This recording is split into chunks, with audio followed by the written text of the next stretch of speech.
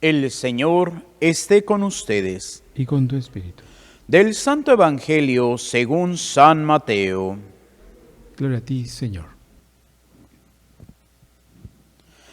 En aquel tiempo, al ver Jesús que la multitud lo rodeaba, les ordenó a sus discípulos que cruzaran el agua hacia la orilla de enfrente.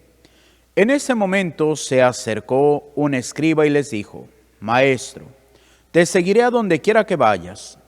Jesús le respondió: Las zorras tienen madriguera y las aves del cielo nidos, pero el Hijo del Hombre no tiene dónde reclinar la cabeza.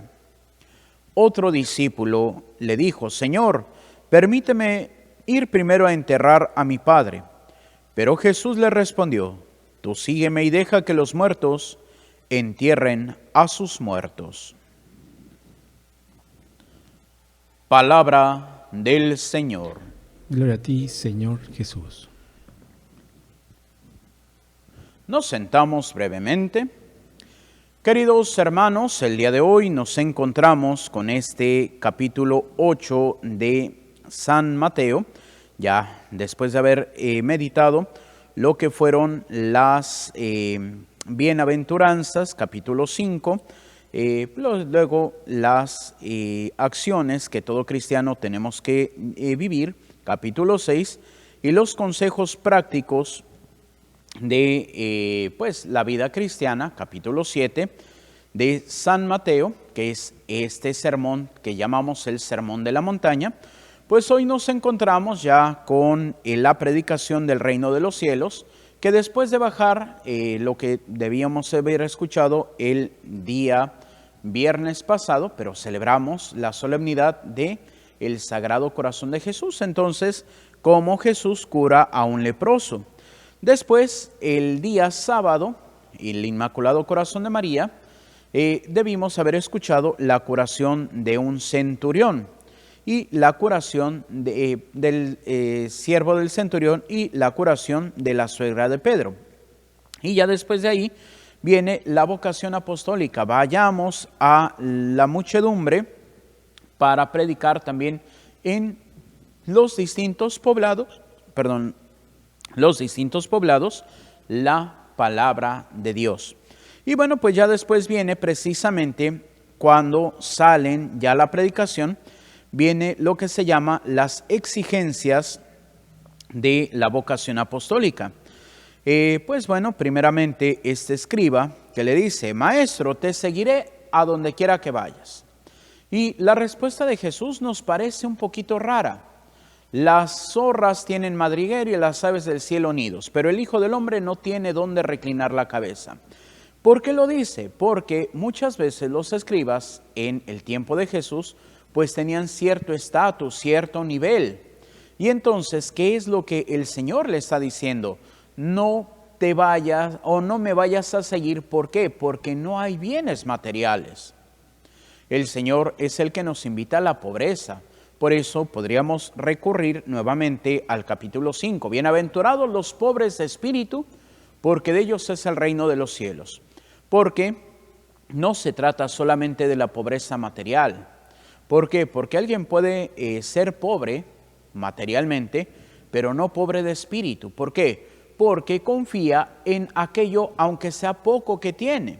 Los ricos obviamente confían más en lo que tienen. Por eso el Señor, capítulo 19, cuando se encuentre con el joven rico, le va a decir precisamente esa frase: ve y vende todo lo que tienes, porque da el dinero a los pobres, luego ven y sígueme, y así tendrás un tesoro en el reino de los cielos. Y dice, se fue triste porque tenía muchos bienes. Y después dice, qué difícil es para los ricos entrar en el reino de los cielos. Y San Pedro: Señor, ¿pero cómo? Sí, porque aquel que está apegado y confía en sus bienes no puede entrar en el reino de los cielos. ¿Por qué? Porque, como lo va a decir en otro momento, bueno, ya lo dijo en capítulo 7 y lo escuchábamos la semana pasada, cuando dice, no puedes servir a Dios y al dinero, porque con uno quedas bien y con el otro quedas mal. Entonces es ahí donde nosotros tenemos que descubrir, el seguimiento de Jesús es liberarnos de todo. Por eso, siguiente, otro discípulo, Señor, te seguiré, pero permíteme primeramente ir a enterrar a mis padres. ¿Y qué es lo que le dice el Señor? Deja que los muertos entierren a sus muertos. Y podríamos así como que de buenas a primeras decir, ay no, pues qué gacho Jesús, ¿cómo que no va a permitir que el pobre vaya a despedirse de sus papás que están muertos? Y es que en realidad no estaban muertos. La expresión es, Señor, mira, te voy a seguir, pero deja que se mueran mis papás. Deja que pase un tiempo y entonces ya te sigo.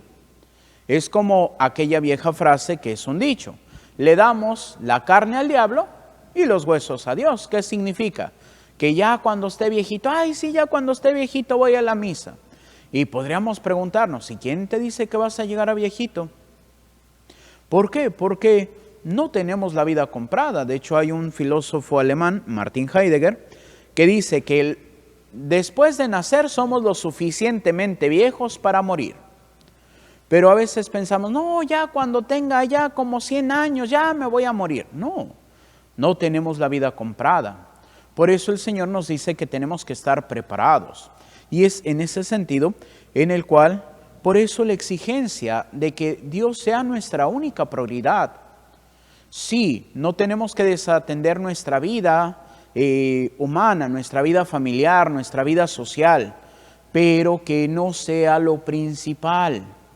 ¿Cuántas veces podemos decir, ay padre, es que no fui a misa porque fíjese que vinieron mis familiares y ay pobrecitos, ¿cómo los iba a dejar solitos? Sí, pero tampoco los invitamos a decir, oye, vamos a misa. Ya si no quieren ir a misa, pues ya déjalos solos. Pero tú primero cumple con Dios. Y es lo que a veces más bien dejamos a Dios al último. ¿Cuántas veces? Ay, padre, es que no pude ir a misa porque, ay, fíjese que mi hijo juega fútbol y teníamos que ir a su partido. Entonces, ¿qué dices? Dios es menos importante que el fútbol. Ay, padre, es que yo quería ir a misa, pero fíjese que hacía mucho calor. ¿Y qué tal si me daba un golpe de calor? Bueno, entonces tu comodidad es más importante que Dios. Y es lo que a veces decimos, no, padre, ¿cómo cree? Diosito es lo más importante en mi vida.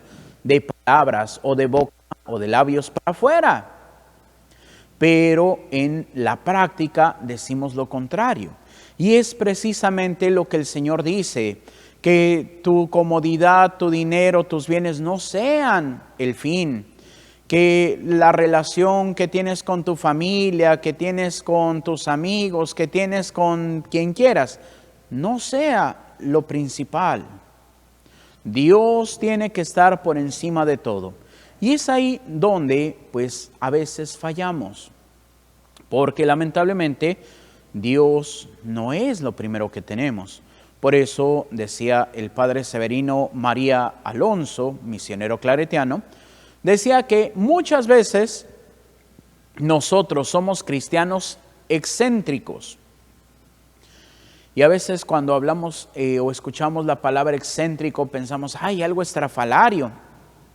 Como por ejemplo, pues a veces los que no están tan acostumbrados a la renovación, que ven que brincan y todo eso, dicen, ay, qué excéntricos son. No, lo que significa excéntrico es de que el centro ya no es Cristo.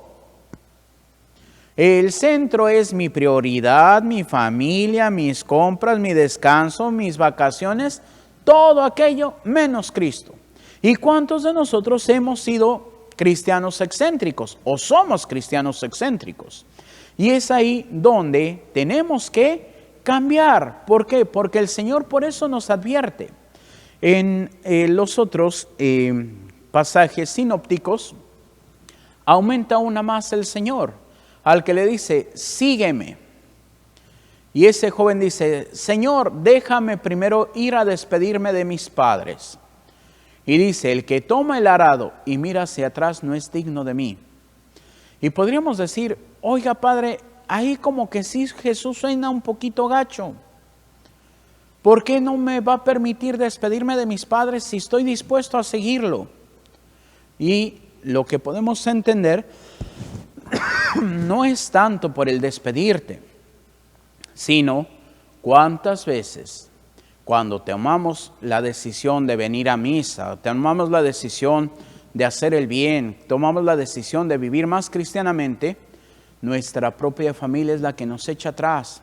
Ay, pero ¿cómo ahora sí vas a ir a misa si tú eres un tal por cual o una tal por cual y eres esto y lo otro? Y entonces, ¿qué es lo que pasa? Nos desaniman. Por eso el Señor sabiamente dice, no atiendas, no es de que no vayas a despedirte, sino no atiendas lo que te dicen, porque van a hacer que mires para atrás, y aquel que mira para atrás no es digno de mí. ¿Por qué? Porque entonces no se va a enfocar en lo que puedo ser por estar pensando en lo que fui. ¿Y cuántos pueden llegar inclusive a la condenación? Y dirán, ay Padre, ¿cómo que pueden llegar a la condenación? Sí, porque al verse tan malos, ¿qué es lo que dicen? No, pues es que ya ni Dios me puede perdonar. Y entonces cuando tú dices eso, Dios ya no te puede perdonar. ¿Por qué? Porque lo único que Dios necesita para perdonarnos es que le pidamos perdón. Pero si tú ya negaste que Dios te va a perdonar, pues ahora sí, como se dice, le ataste las manos a Dios y no te va a perdonar. Por eso no veamos, ahora sí que como los caballos que les ponen ahí sus, no me acuerdo cómo se llaman, pero les ponen ahí sus tablitas para que solo miren para enfrente. Y así tenemos que ser, mirar a Cristo y seguir a Cristo. Oiga, Padre, pero es que mire que allá dijeron, tú ve a Cristo. Oiga, Padre, pero es que el padrecito fulanito, tú ve a Cristo. Y eso es lo que nos va a dar verdaderamente esa salvación. Podríamos verlo desde el pasaje que el sábado por la tarde, las primeras vísperas del Evangelio, o más bien de la celebración de San Pedro y San Pablo, el Evangelio era, pues, cuando Jesús le pregunta a Pedro, Pedro, ¿me amas más que estos? Y le dice, sí, Señor, tú sabes que te quiero, apacienta mis ovejas. Y así se repite. Y termina el Evangelio diciendo, sígueme. Y si tomamos ese Evangelio, pues ahí va Pedro siguiendo a Jesús y de repente ve que va, podríamos decirlo, sin afán de ofender, pero ahí va de chismoso Juan. Y agarra y el Señor le dice, Pedro le dice al Señor, Maestro, ¿y este qué? Y la respuesta del Señor es genial, ¿a ti qué te importa? Tú sígueme. Y es lo que a veces nos falta, que si el otro hizo, que si no hizo, ¿a ti qué te importa? Tú sígueme. ¿Por qué? Porque la exigencia del Señor es solamente mirarlo a Él. La santidad se trata en solo mirarlo a Él. ¿Por qué? Porque si miramos a derecha o a izquierda, muchas veces nos vamos a decepcionar. ¿Cuántas veces podemos escuchar? Ay, es que yo tenía casi en su altarcito al Padrecito, ya casi le mandamos a hacer sus estampitas porque es bien santo. Comete un error y se te acabó la fe porque no estabas viendo a Cristo, estabas viendo al Padrecito. Y eso es lo peor que podemos hacer. Negar a Cristo para ver a la creación. Eso es lo que, como lo dice la beata Ana Catalina Emmerich en sus revelaciones, el pecado del hombre fue no estar al pendiente de Dios, porque Eva estaba pues conviviendo con la creación, y es cuando la serpiente le engaña. Y cuando Adán está con Dios, Eva lo llama y Adán deja de atender a Dios para ver a su mujer. Ese es el pecado original, rechazar a Dios, negar la soberanía de Dios sobre nuestra vida. En otras palabras, la soberbia. Y es ahí cuántas veces la soberbia nos hace caer. ¿Cuántas veces la soberbia nos lleva al error? Por eso, Santa Teresita del Niño Jesús decía que la humildad es la llave de todas las virtudes. Y un poquito parafraseando la frase de Santa Teresita, podemos decir, la soberbia es la llave de todos los pecados. Así que luchemos contra la soberbia. Seamos humildes y veamos al Señor como ese pastor que me lleva hacia el encuentro con Dios. Que así sea, para gloria de Dios Padre, Hijo y Espíritu Santo. Y vamos a hacer nuestra oración de San Carlos de Foucault. Padre, me pongo en tus manos, haz de mí lo que quieras, sea lo que sea, te doy las gracias. Estoy dispuesto a todo, lo acepto todo, con tal de que tu voluntad se cumpla en mí y en todas tus criaturas. No deseo más, Padre, te confío mi alma, te la doy con todo el amor de que soy capaz, porque te amo. Y necesito darme a ti, ponerme en tus manos, sin limitación, sin medida, con una confianza infinita, porque tú, Señor, eres mi Padre. Amén. Y así vamos a continuar con nuestra celebración.